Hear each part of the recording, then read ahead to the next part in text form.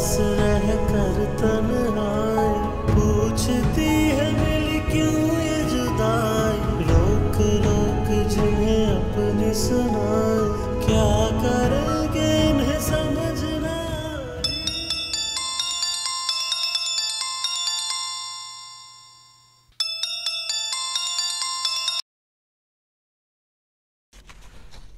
چطوری جانم؟ خوبم اسکندر. شارژ گوشیم تموم شده بود. حالت خوبه؟ تو خونه خودم حالم بهتر بود. حق با توه. وقتی خونه خودت هستی هر کاری که بخوای میتونی بکنی. به هر حال نگران نباش، من تلاشمو میکنم برات یه خونه اجاره‌ای پیدا میکنم. اسکندر صابخونه چی؟ خودش گفت وسایلمو برام میفرسته.